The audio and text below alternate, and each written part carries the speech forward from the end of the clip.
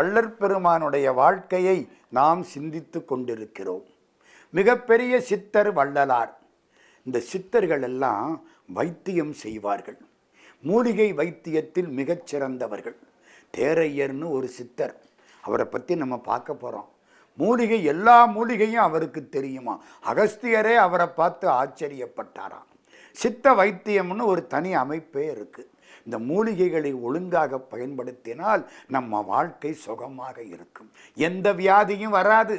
தலைவலிக்கு ஒரு மாத்திரை, தடுமனுக்கு ஒரு மாத்திரை, தப்பித்தவறி பயன்படுத்தினால் தர்மலோக யாத்திரை அப்படின்னு இவ்வளவு மாத்திரை சாப்பிட்றோமே.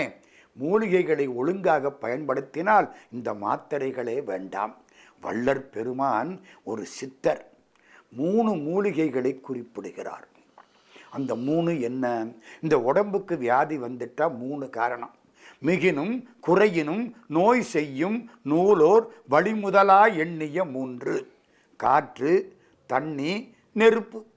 இந்த 3க்குள்ள தகராறு வந்துட்டா இந்த உடம்புக்கு கஷ்டம்தான். மண்ணும் வானும், 5 பூதத்தில் மண்ணு விட்டுருங்க, வானத்தை விட்டுருங்க, மிச்சம் 3 தானே. தண்ணியில் தகராறு வந்துட்டா ஜலதோஷம் அது இதுன்னு கஷ்டப்படுறேன். வாயு, காற்றுல தகராறு வந்துட்டா இங்கே பிடிக்குது அங்கே பிடிக்குது கஷ்டப்படுறேன், நெஞ்சில் போய் அடைக்குதுங்கிறேன். நெருப்பு தகராறு வந்துட்டா காய்ச்சல் இல்லாட்டி ஜன்னிங்கிறேன். நெருப்பு கூடுனா காய்ச்சல், 105, 106, 107ன்னா கஷ்டம். நெருப்பு குறைஞ்சா அதுக்கு ஜன்னின்னு பேர். 98.4 குறைஞ்சி 97, 96 ஆனாலே எல்லா ஏற்பாடும் பண்ண ஆரம்பிச்சிடுவேன். இந்த 3க்கும் 3 பச்சிலை வள்ளற் பெருமான் சொல்கிறார். கரிசலாங்கண்ணி, தூதுவளை, முசுமுசுக்கை. கரிசலாங்கண்ணிங்கிறது நம்ம கடையில் போய் கரிசலாங்கண்ணின்னு கேட்டால் தெரியாது, கரப்பான்னு கேட்கணும். கரிசாலைன்னு ஒரு பேர். சாமி பொற்றலை கையாந்தகாரைன்னு அதுக்கு பேர் வைக்கிறார். இலை பொன்னிறத்துக்கு இருக்குமா, அதுக்கு பேர் பொற்றலை கையாந்தகாரை அப்படின்னு பேர் வைக்கிறார். இந்த கரிசலாங்கண்ணியில் கரப்பான்னு நம்ம சொல்கிறோமில்ல, அதில் மஞ்சப்பூ வெள்ளைப்பூ 2 உண்டு. வெள்ளைப்பூ உள்ள கரப்பானை தலைக்கு எண்ணெய் தேய்ச்சி குளிக்கலாம். மஞ்சப்பூ உள்ள கரப்பான் அந்த இலையை நல்லா சாப்பிடலாம். தினம் சாப்பிட்டா கல்லீரல் நல்ல பலமாக இருக்கும். இந்த மஞ்சக்காமாலேன்னு ஒன்று சொல்கிறான் பாருங்க, அந்த தெருப்பக்கமே வராது. எது? கரிசலாங்கண்ணி. கரிசலாங்கண்ணிங்கிறது தண்ணி. உடம்பில் நீர் சம்பந்தப்பட்ட விவகாரம் இருந்தால் கரிசலாங்கண்ணி அதை ஒழுங்குபடுத்தும். நீ எப்படியாவது கரிசலாங்கண்ணியை தினந்தோறும் சாப்பிடுங்கிறார் சாமி. 2வது தூதுவளை. தூதுவளைங்கிறது நெருப்பு. நமக்கு சில சமயத்தில் உடம்பில் நெருப்பு சம்பந்தப்பட்ட வியாதிகள் வரும். இருமல், கடுமையான இருமல் வருது. தூதுவளையை ரசம் வச்சு சாப்பிட்டா இருமல் சொன்னபடி கேட்கும். சளி பிடிச்சா தூதுவளை மாத்திரை. தூதுவளை அப்படியே சாப்பிடணும். என்ன கொஞ்சம் முள்ளாக இருக்கும், அது ரசத்தில் போட்டால் முள்ளெல்லாம் மடங்கிடும், சாப்பிடணும். இது தூதுவளை. இப்படியா? 3வது முசுமுசுக்கை. அது சொரசொரப்பான இலை, அது காற்று. முசுமுசுக்கையை பொடி பண்ணி டப்பாவில் வச்சு டப்பாவை திறந்து வச்சுட்டா 3 நாளையில் காணாமல் போயிடும், கற்பூரம் மாதிரி. இப்போ 3 சொன்னா, கரிசலாங்கண்ணி, தூதுவளை, முசுமுசுக்கை. வள்ளற் பெருமான் இதுக்கு வைத்தியம் சொன்னார். என்ன வைத்தியங்கிறத ஓரளவுக்கு மட்டும் நான் சொல்கிறேன். எனக்கு ரொம்ப வேண்டியவர் ஒருவர், என்னுடைய உறவினர், நெருங்கிய உறவினர். ஒரு 40 வருஷத்துக்கு முன்னால் அவருக்கு 3 வியாதி வந்துச்சு. 1, ராத்திரிக்கு தூக்கம் வராது. 2, எடை குறைஞ்சிக்கிட்டே போகும். 3, பசிக்காது. 10வது உடம்பு எடை குறையுது. நல்ல வசதியானவர், தமிழ் படித்தவர், தேவாரம் திருவாசகம் அப்படி பாடுவார், திருப்புகள் அருமையாக பாடுவார், கம்பராமாயணம் அவருக்கு நல்லா தெரியும். 3 வியாதி, கஷ்டப்பட்டார். என்னென்னமோ வைத்தியம் பார்த்தாச்சு, தீர மாட்டேங்குது. எடை குறைஞ்சிக்கிட்டே போகுது. ராத்திரி படுத்தா தூக்கம் வர மாட்டேங்குது, பசியே இல்லை. கடைசி ஒரு நாள் திருவருட்பா புஸ்தகத்தை எடுத்தார். நான் சொல்கிறதெல்லாம் கிட்டத்தட்ட 1952, 53 ஒட்டி இந்த நான் சொல்கிற நிகழ்ச்சிகள். புத்தகத்தில் ஒரு செய்தி போட்டிருந்துச்சு. கரிசலாங்கண்ணியை பற்றி வள்ளற் பெருமான் வசன பாகத்தில் எழுதியிருக்கார். பாட்டும் எழுதினார், வசனமும் எழுதினார். மனுமுறை கண்ட வாசகமெல்லாம் அவ்வளவு அற்புதமாக இருக்கும். வசனம் மாதிரி இருக்கும், பாட்டு மாதிரி இருக்கும், அருமையாக இருக்கும். சாமியுடைய செயல்கள் உலகலாம்ங்கிற ஒரு வார்த்தைக்கு விளக்கம் அத்தனை பக்கம் கொடுத்தவர் வள்ளற் பெருமான். தமிழுங்கிற வார்த்தைக்கு விளக்கம் அத்தனை காலம் கொடுத்தவர் வள்ளற் பெருமான். கரிசலாங்கண்ணியை பற்றி எழுதியிருக்கார். இவர் அதை படித்து விட்டார். நல்ல நேரம். உடனே ஒரு டாக்டர்கிட்ட போனார். இந்த கரிசலாங்கண்ணியை பற்றி சொல்லியிருக்க, பயன்படுத்தி பார்க்கலாமா?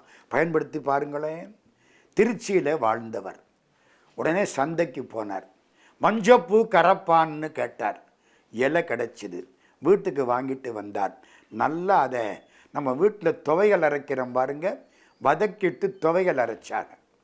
காலையில் பசியில்லாத நேரம் 2 இட்லி, இவ்வளவு துவையல். இட்லிக்கு துவையலை தொட்டு சாப்பிடலை, துவையலுக்கு இட்லியை தொட்டு சாப்பிட்டார். துவையல் உள்ளே போயிடுச்சு. கரிசலாங்கண்ணி. மத்தியானம் பச்சையாக கொல்லைக்கு போகுது. பசிக்கிறாப்புல இருக்கு. திரும்ப 2 இட்லி, கரிசலாங்கண்ணி. ராத்திரிக்கு 2 இட்லி, கரிசலாங்கண்ணி. மறுநாள் காலையில் பசிக்க ஆரம்பிச்சிருச்சு. வாழ்க்கை முழுக்க இந்த கரிசலாங்கண்ணியை விடாமல் வெள்ளப்பூ கரிசலாங்கண்ணியை வச்சு தைலங்காய்ச்சி தலைக்கு தேய்ச்சார். மஞ்சப்பூ கரிசலாங்கண்ணியை எடுத்து அப்படியே பச்சையாகவே சாப்பிடலாம். உங்களால் முடியலையா, துவையல் அரைச்சி சாப்பிடுங்க. இல்லை நம்ம வீட்டில் மற்ற கீரைகளை துவட்டல் பண்ணுற மாதிரி பண்ணி சாப்பிடுங்க. அது உங்கள் சௌரியம். ஆனால் சாப்பிட வேண்டும். 74 வயசு வரைக்கும் உடம்புக்கு வியாதி இல்லாமல் கணீர்னு பாடிக்கிட்டு இருந்தார். அவர் பேர் சிதம்பரம் செட்டியார்னு பேர். எங்கள் சித்தப்பா அவர். நான் பக்கத்தில் இருந்து பார்த்த நிகழ்ச்சியை சொல்லிக்கிட்டு இருக்கேன் உங்களுக்கு. வள்ளற் பெருமான் காப்பாற்றினார். கரிசலாங்கண்ணி, தூதுவளை, முசுமுசுக்கை 3ஐயும் எடுத்து நிழல் காய்ச்சலாக காய வைத்து, வெயிலில் வைக்கப்படாது, நிழலில் வச்சு மேலே ஒரு துணியை போட்டு மூடணும். என்ன தூசி படப்படாதுன்னு. 3ஐயும் பொடி பண்ணணும். கரிசலாங்கண்ணி 2 பங்கு, தூதுவடை 1 பங்கு, முசுமுசுக்க 1 பங்கு. நம்ம புரியிறாப்பில் சொன்னால் 2:1:1 விகிதம். அப்படி பொடியை கலக்கணும். கலந்து வச்சு காலையில் பல் தேய்ச்ச உடனே இந்த பொடியை தேனோட கலக்கி சாப்பிட்டால் 45 நாட்களில் பகல் நேரத்தில் நட்சத்திரங்களை பார்க்கலாம். காப்பி டீ சாப்பிடக்கூடாது. இதெல்லாம் சாமி எழுதுகிறார். 45 நாளையில் பகல் நேரத்தில் நட்சத்திரத்தை பார்க்கலாம்னா என்ன அர்த்தம்? பகலில் நட்சத்திரம் இருக்கா? இருக்கு. நம்ம கண்ணுக்கு தெரியலை. ஏன் தெரியலை? சூரியன் ஒளி அதிகமாக இருந்ததுனால அதை தாண்டி நம்ம பார்வை போகலை. பார்வை கூர்மையாகுமானால் அதை தாண்டி போகலாம். என்ன? கரிசலாங்கண்ணி, தூதுவளை, முசுமுசுக்கை பொடி பண்ணி 2:1:1 விகிதத்தில் கலந்து தேனோடு சேர்த்து 48 நாட்கள் காப்பி டீ சாப்பிடாமல் சாப்பிட்டால் கண்ணுக்கு அவளது பார்வை வரும். இதெல்லாம் வள்ளற் பெருமான் வைத்தியம். எப்படியாவது இந்த 3ஐயும் சாப்பிடுங்கிறார். அவர் நமக்கு என்னென்ன சொன்னார் தெரியுமா? கடவுள் ஒருவரே, அவருக்கு பல வடிவங்கள். சிறு தெய்வ வழிபாடு கூடாது. இந்த அங்கங்கே வச்சு பலி கொடுக்குறோம் பாருங்க, இது சார்பு உடையது அல்ல. கடவுளுக்கு பலி கொடுக்க கூடாது. உயிர் கொலையும் புலை புசிப்பும் செய்யக்கூடாது. உயிர்கொலை பண்ணுறவனும் மாமிசம் சாப்பிட்றவனும் நம்முடைய உறவினத்தார் அல்ல, அவர் புற இனத்தார். அவருக்கு சோறு மட்டும் போடு, வேற ஒன்றும் சொல்லாதே. சாமி எழுதுகிறார், உயிர்கொலையும் புலை புசிப்பும் உடையவர்கள் எல்லாம் உறவினத்தார் அல்லர், அவர் புற இனத்தார். அவர்க்கு பயிர் புறுமோர் பசிதவிர்த்தல் மாத்திரமே புரிக, பரிந்து மற்றை பண்புரையேல் நண்புதவேல் நயப்புறு சன்மார்க்கம் அவர் அடைவளவும் இதுதான் நம்மானை என்றெனக்கு நவின்ற அருள் இறையே. சோறு மட்டும் போடு, வேற ஒன்றும் செய்யாது. உயிர்ப்படி கொடுக்காது, புலால் உண்ணக்கூடாது. 3வது சாதி வேற்றுமை சமய வேற்றுமை கிடையாது. உலகத்தில் ரெண்டே சாதி தான், ஆண் ஜாதி பெண் ஜாதி, முடிஞ்சு போச்சு. மற்ற சாதியெல்லாம் நம்மளா வச்சது, நம்ம சாதனைகளை குறைப்பது. எந்த ஜாதியும் வேண்டாம், சமயம் வேண்டாம், வேற்றுமை வேண்டாம். அதனால தான் அவருக்கு புரட்சி துறவின்னு பேர். இன்னொன்று சொல்றார் தெரியுமா, காது குத்த வேண்டாம். கடவுள் 9 துவாரம் வச்சானே, காதுலையும் ஒரு துவாரங்கனை போட்டிருக்க மாட்டானா? நீயா எதுக்கு காது குத்துற? காது குத்த வேண்டாம். பசி தவிர்த்தால் பேரின்ப வீட்டுக்கு அது திறவுகோல்.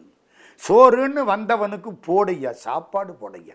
அவன் அயோக்கியனா இருந்தாலும், கொலைகாரனா இருந்தாலும், கொள்ளக்காரனா இருந்தாலும், பாவம் வயிற்றுக்கு சோறு போடு. அதுதான் தனிப்பெருங்கருணை. உயிர் இரக்கம், உயிர் இரக்கம் போச்சுன்னா நான் இறந்து போயிடுவேன் அப்படின்னு சொன்னவர் வள்ளற் பெருமான். கணவன் இறந்தால் மனைவி தாலி வாங்க வேண்டாம். சாமியினுடைய கொள்கைகள் இதெல்லாம். ஏன் அவன் முன்னால் எப்படி இருந்தாலும் அப்படி இருந்துட்டு போறா. தாலி வாங்க கூட வேண்டாம். மனைவி இறந்தால் கணவன் மறுமணம் செய்து கொள்ளக்கூடாது. இதெல்லாம் சாமி எழுதுகிறார். பணத்தை எரிக்கக்கூடாது, புதைக்க வேண்டும். பணம் புதைக்க சம்மதிப்பீர், பிணம் புதைக்க சம்மதியீர். திதி கருமாதி இதெல்லாம் வேண்டாம். இருக்கிற போது அப்பாவுக்கு சோறு போடுங்கள். இறந்த பின்னாலே கருமாதிக்கு செலவழிக்கிறேன், திதிக்கு செலவழிக்கிறேன், அதெல்லாம் வேண்டாம். இதெல்லாம் சாமியினுடைய கருத்துக்கள். முதியோர் வகுப்பு நடத்தினார்.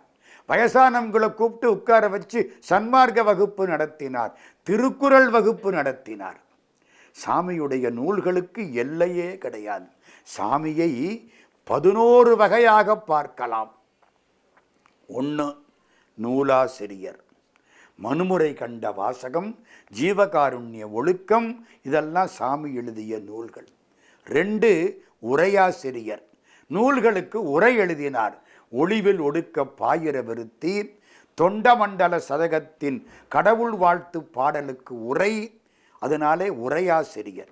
3 பதிப்பாசிரியர், ஒளிவில் ஒடுக்கம், தொண்டமண்டல சதகம், சின்மய தீபிகை, இதையெல்லாம் பதிப்பித்தமையினாலே பதிப்பாசிரியர். 4 சன்மார்க்க விவேக விருத்தி என்ற பத்திரிகை நடத்தினமையினாலே பத்திரிகை ஆசிரியர்.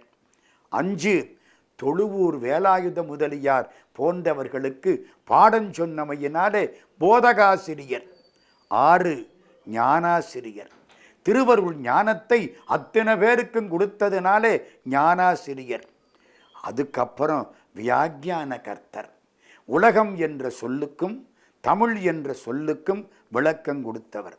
அதுக்கப்புறம் சித்த மருத்துவர், நான் இப்போ சொன்ன மாதிரி சீர்திருத்தவாதி, சீர்திருத்தம் செய்தவர். அருட்கவிஞர், திருவருட்பா பாடியவர். அருள் ஞானி, திருவருட்பிரகாச வள்ளலார். ஒரு நிகழ்ச்சி சொல்கிறேன் அவர் கருணைக்கு. சாமி ஒரு முறை வடலூரில் பேசிக்கிட்டு இருக்கார். எல்லாரும் கேட்டுக்கிட்டு இருக்கிறாங்க. திடீர்னு பேச்சை நிறுத்தி விட்டார். முன்னால் உட்கார்ந்த ஒருத்தரை பார்த்தார். ஒரு வாயில்லாத ஜீவனை எவ்வளவு நேரம் பட்டினி போடலாம்? போ, ஆணையை விடுவித்து விட்டு வா. ஒருத்தருக்கும் ஒன்றும் புரியலை. இந்நேரம் ஏதோ சொல்லிக்கிட்டு இருந்தாரு, இப்போ சம்மந்தம் இல்லாமல் பேசுகிறாரே. அந்த முன்னால் உட்கார்ந்த ஆள் எந்திரிச்சு ஓடுறார். 4 பேர் என்னன்னு பார்க்கணும்னு பின்னாலே ஓடுறாங்க. கொஞ்ச தூரத்தில் ஒரு தோப்புக்கு முன்னால் இவர் ஓடுறார். போய் பார்த்தா ஒரு நல்ல பாம்பு வாயை திறந்துக்கிட்டு நிற்கிது. எப்படிரா ஆச்சரியமாக இருக்கு. இவர் பக்கத்தில் போனார், கும்பிட்டார். ராமலிங்கத்தின் மீது ஆணையை நான் விடுவித்து விட்டேன்னார். பாம்பு வாயை மூடிக்கொண்டு போய்விட்டது. இந்த கூட போனவங்கள்லாம் என்னான்னு கேட்டாங்க. அந்த ஆள் சொல்கிறார், நான் ஒரு மிராசுதார், பக்கத்து ஊரில் இருந்து வடலூருக்கு வந்தேன், சாமியினுடைய பேச்சை கேட்கணும்னு வந்தேன்.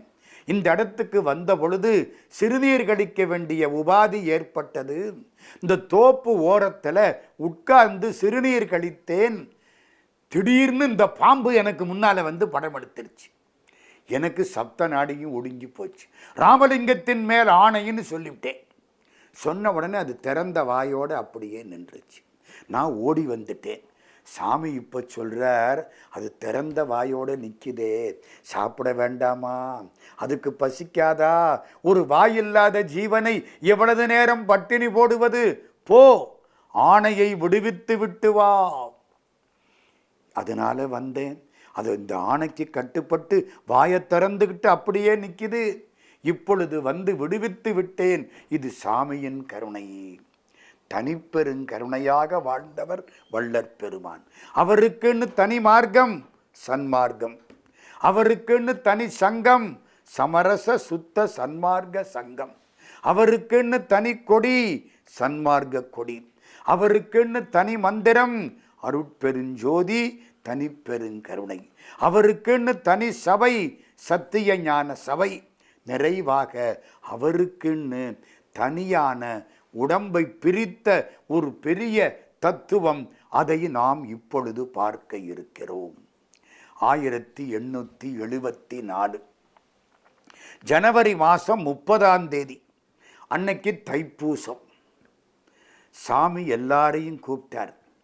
கொஞ்ச நேரம் பேசினார். சித்தி வளாக திருமாளிகை ஒரு அறை. அந்த அறைக்கு முன்னால் சாமி நிற்கிறார். வெள்ளாடை துறவி எல்லாரையும் பார்க்கிறார். அந்த வெள்ளாடை அன்னைக்கும் போர்த்தி இருக்கார். நான் முன்னால் ஒன்று சொன்னேன்.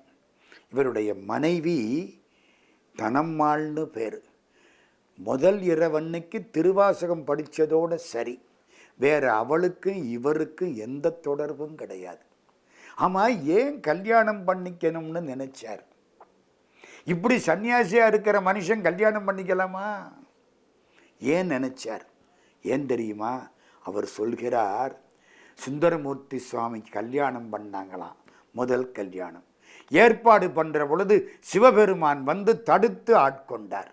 அது மாதிரி நான் கல்யாணம் பண்ணிக்கிட்டா எனக்கும் சிவபெருமான் வந்து இந்த கல்யாணத்தை தடுப்பார், சிவபெருமானை பார்க்கலாமே அப்படிங்கிற ஆசையில் கல்யாணத்துக்கு ஒத்துக்கிட்டேன். சிவபெருமான் ஏமாற்றி விட்டார். முதலிரவு முழுக்க மனைவியோட திருவாசகம் படித்தார்ல, இவருக்கு முன்னாலே அந்த மனைவி ஆண்டவன் திருவடி அடைந்து விட்டாள். என்ன தெரியுமா பண்ணனார்? இவர் ஒரு துணி போர்த்தி இருப்பார் உடம்புல. அந்த துணியை எடுக்க மாட்டார். அந்த மனைவி இறந்தது தெரிஞ்ச உடனே துணியை கலட்டினார். இதை போர்த்தி அவளை அடக்கம் பண்ணுங்கள். அவளுக்கு கிடைச்ச பெரிய பாக்கியம் அது. அந்த துணி எப்பவும் இவர் போர்த்தி இருப்பார். இப்போ கடைசி காட்சி 1874 ஜனவரி மாதம் 30 சித்தி வளாக திருமாளிகை. எல்லாரையும் பார்க்கிறார். கடை விரித்தேன், கொள்வார் இல்லை, கட்டிவிட்டேன். எல்லாருக்கும் சொன்னேன், இந்த மக்கள் கேட்கல, கடையை கட்டிவிட்டேன். வியாபாரம் ஆரம்பித்தேன், பொருள் நயன் தெரியல, பல பேர் வாங்கவில்லை. கடை விரித்தேன், கொள்வாரில்லை, கட்டிவிட்டேன். இதுவரை இந்த உடம்பில் இருந்தேன், இனி எல்லா உடம்புகளிலும் இருப்பேன். நான் உள்ளே சென்று திருக்காப்பிட்டுக் கொள்வேன். கதவை திறக்க வேண்டாம். யாராவது திறந்தால் அருட்பெருஞ்சோதி ஆண்டவர் என்னை காட்டிக் கொடுக்க மாட்டார். எல்லாரும் கேட்டுக்கிட்டு இருக்காங்க. சாமி கும்பிட்டபடி உள்ள போறார். அருட்பெருஞ்சோதி அருட்பெருஞ்சோதி தனிப்பெருங்கருணை அருட்பெருஞ்சோதி. எல்லாரும் மகாமந்திரத்தை சொல்கிறார்கள். 1000 முறை அருட்பெருஞ்சோதி பாடிய அருட்பெருஞ்சோதி அகவலுக்கு சொந்தக்காரர் சுவாமி. உள்ள போகிறார். கதவு திருக்காப்பிடப்பட்டது. ராத்திரி 12 மணி. வெளியே உட்கார்ந்து அருட்பெருஞ்சோதி அகவலை எல்லோரும் பாடினார்கள். முடிஞ்சது. மறுநாள் காலை 3வது நாள் கதவை திறக்கப்படாதுன்னு சொல்லிவிட்டாரா? திறக்கல. நம்மால் யாரோ போய் ஒரு தாசில்தார்கிட்ட சொல்லிவிட்டான். சாமியாரை உள்ளே போட்டு பூட்டி விட்டாங்க. புகை வருது, என்னமோ தெரியலேன்ட்டான். தாசில்தார் புறப்பட்டு வந்துட்டார். கதவை திறங்கள். சாமி திறக்கக்கூடாதுன்னு சொல்லியிருக்கார். திறக்க முடியாது. கதவை உடையன்ட்டான். ஒன்றும் பண்ண முடியாது. கதவை உடைத்தார்கள். திறந்தார்கள். கற்பூர வாசம் உள்ள வந்தது. வேற ஒன்றும் கிடையாது. சாமி உடம்பை பிரித்து விட்டார். கற்பூர வாசம் வீசும் பொற்பாம் திருமுகத்தை கருணை கடை கண்ணாட கனிந்த புன்னகையாட பாடியிருக்கார். கற்பூரம் குணந்திடுக தனித்தோழி எனது கணவர் வரு நேரம் இது கண்ணேறு கழிப்பாம். என்னைக்கு 1874 ஜனவரி மாதம் 30ஆம் தேதி அன்றைக்கு தைப்பூசத்திலே சாமி உள்ளே திருக்காப்பிட்டு கொண்டு தன்னுடைய உடம்பை 5 பூதங்களாக பிரித்து விட்டார். நம்ம உடம்பு 5 சேர்ந்தது தானே. வானாகி மண்ணாகி வழியாகி ஒளியாகி நீராகி இந்த எல்லாம் சேர்ந்தா இந்த உடம்பு. நம்ம இறந்ததுக்கு அப்புறம் அது தனித்தனியாக பிரியுது. இறந்து போன உடனே இந்த 98.4 நெருப்போட சேர்ந்துடும். இந்த மூச்சு காற்றோட சேர்ந்துடும். இந்த உடம்புல இருக்கிற தண்ணியோட சேர்ந்துடும். மண்ணோட சேர்ந்துடும். வானம் இந்த உடம்பு அடைச்சிக்கிட்டு இருந்த ஆகாச பகுதி ஆகாசத்தோடு சேர்ந்துடும். சாமி என்ன பண்ணார்? எல்லாத்தையும் பிரிச்சுட்டு போயிட்டார். அருட்பெருஞ்சோதி ஆண்டவர் நம்மை காட்டி கொடுக்க மாட்டார். எல்லா உடம்புகளிலும் இருக்கிறார். இன்னைக்கு எல்லா மக்களும் வழிபாடு செய்கிறார்கள். அருட்பெருஞ்சோதி அருட்பெருஞ்சோதி தனிப்பெருங்கருணை அருட்பெருஞ்சோதி என்று மக்கள் வழிபாடு செய்ய வள்ளலாருங்கிற பெயருக்கு சொந்தக்காரராக திருவாசகம் எழுந்து நடந்து வந்தால் எப்படி இருக்குமோ அத்தகைய ஒரு ஞானியாக சித்தராக நமக்காக தோன்றி நம்மோடு வாழ்ந்து இன்னும் நமக்கு அருள் செய்யக்கூடியவர் அருட்பிரகாச வள்ளலார். இராமலிந்தார் மனதில் இராத சந்தோட நம. இராமலிங்காய நம. இராமலிங்காய நம.